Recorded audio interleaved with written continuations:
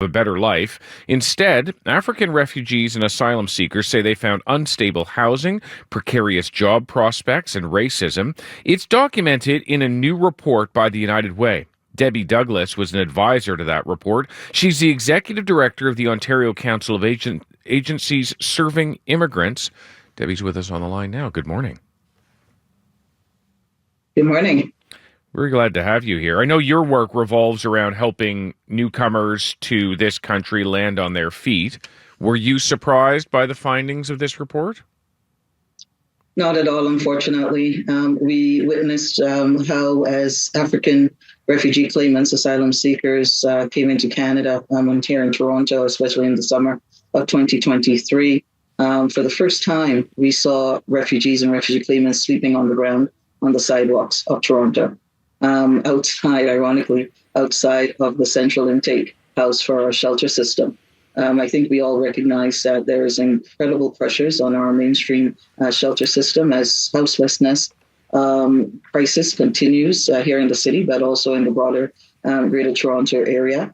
But what was telling was that there was a directive from the city leadership at the time that refugee claimants should not be accepted into mainstream shelters. I know that that was a political pressure tactic so that the federal government would step up, but these were real people with real lives. That image of seeing people laying on the sidewalk with their plastic wrapped suitcase as pillows stays with me. And so I was thrilled when the United Way came forward and said that they would support research into the experience of African refugee claimants for the purpose of finding what better practices. We know that Black community organizations, Black community faith communities really stepped up when government absented themselves from the issue.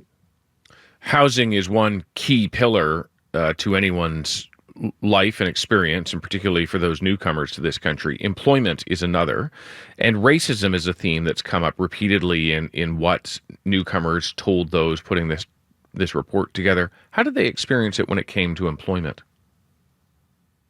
Once people were given temporary shelters, as they began to feel a sense of settling and begin to look for more permanent housing, many were often faced by landlords blatantly saying, and I think you may remember that there were one or two ads in our newspapers a couple of years ago saying that no Black people need apply.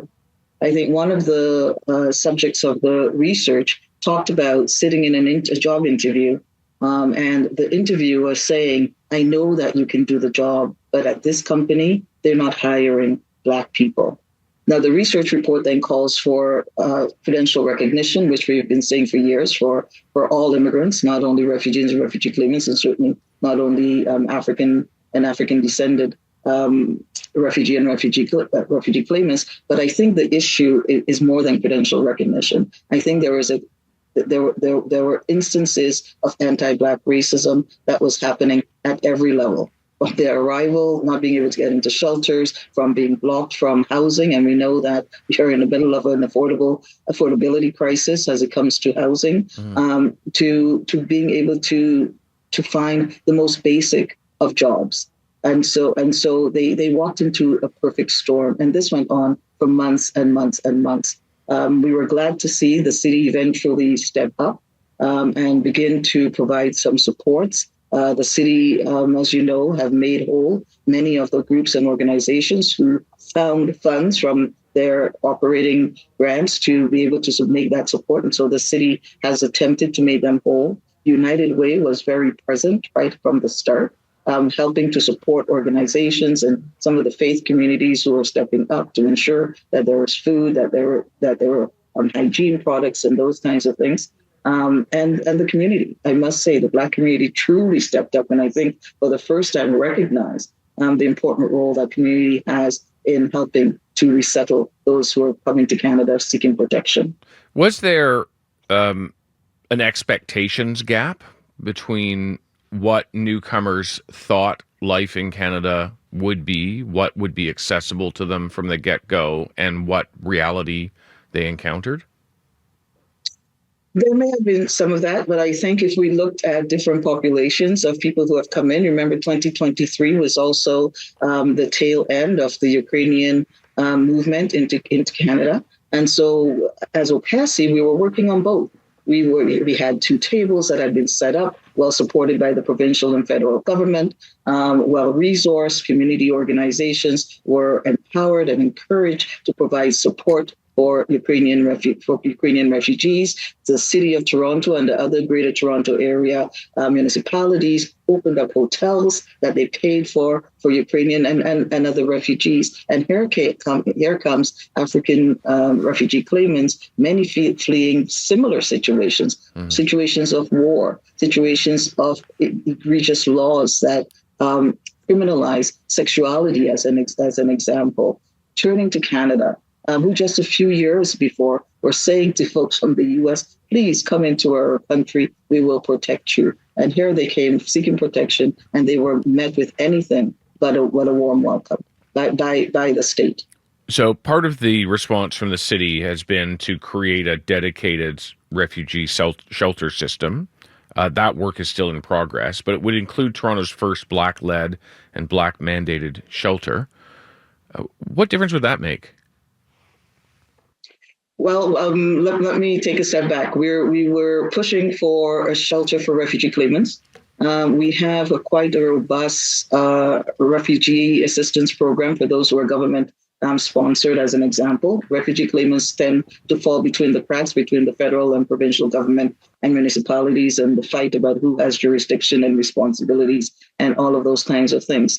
I think it's critically important for Toronto and other municipalities to continue to build shelters. I understand the need for refugee-specific and refugee claimant-specific shelters. The experience is very different than our mainstream houseless population.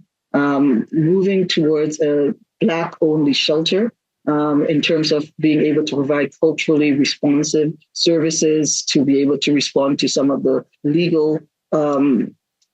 legal services that are required for refugee claimants, not only Black refugee claimants, but all refugee claimants. I think building shelters in itself is a good idea. Specific Black mandated shelters, I'm not necessarily convinced that that's the way to go, but we will take any shelter that's built to ensure that the kinds of services and supports that refugee claimants need, and particularly that African descent and African refugee claimants need, are put in place. Debbie, thank you so much for your time this morning. Thank you. That's Debbie Douglas, who's the Executive Director of the Ontario Council of Agencies Serving Immigrants. She was an advisor on this United Way report, which looks at the experience of refugees and asylum seekers who have come from African nations.